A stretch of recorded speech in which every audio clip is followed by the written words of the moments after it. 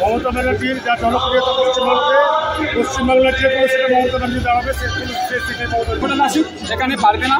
মুখ্যমন্ত্রী মমতা ব্যানার্জি আবারই 2026-এ মুখ্যমন্ত্রী হবে সেই আশ্বাস নিয়ে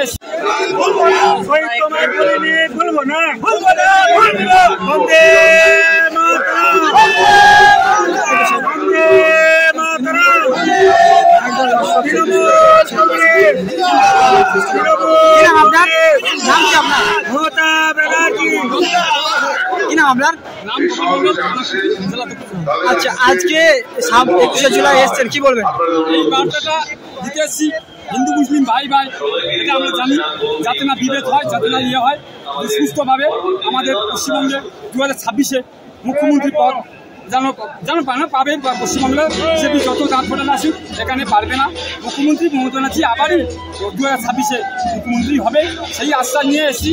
আর আমার একটি আক্ষেপ যে আমি এই বহুরূপী সাজি খুবই গরিবের ছেলে, এখনো শিবির ভাতা পাইনি।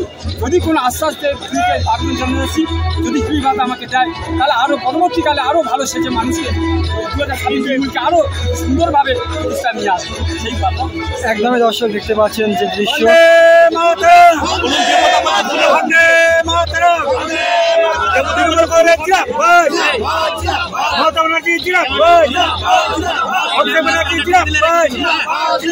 শহীদের রক্ত, শহীদের রক্ত, শহীদ তোমায় ভুলে নিয়ে বলবো না, শহীদ তোমায় ভুলে নিয়ে বলবো না।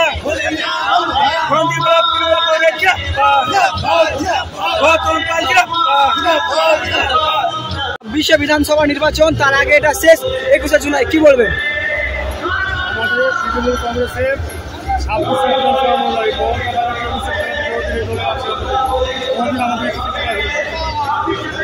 বিজেপি বলছে এবার তৃণমূলের উৎখাত হবে, কি বলবে? এবার বিজেপি এই বাংলায়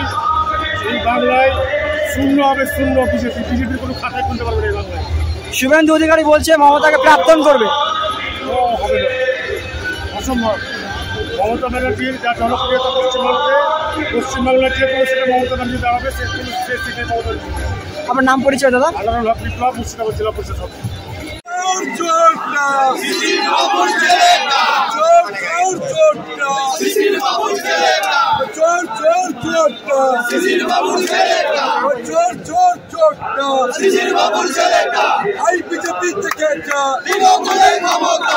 বিজেপি থেকে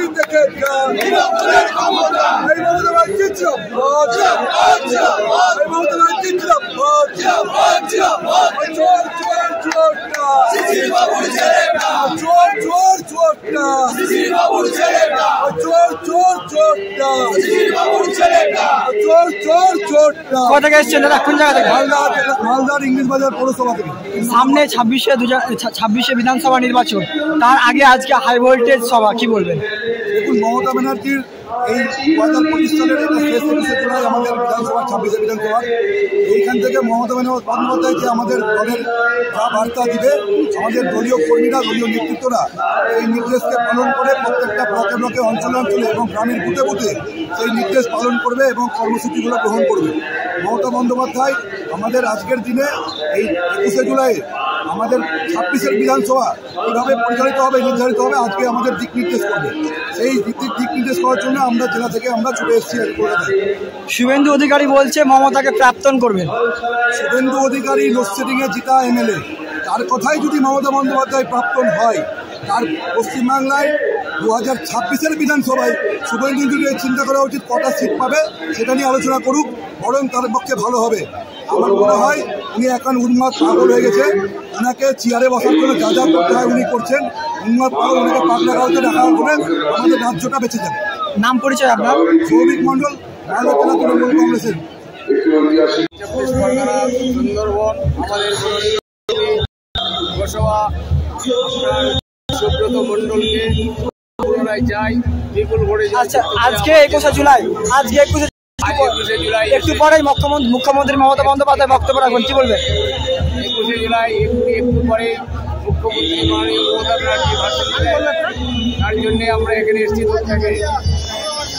কি বলবেন দাদা? সামনে ভোট রয়েছে, আজ শেষ 21শে জুলাই।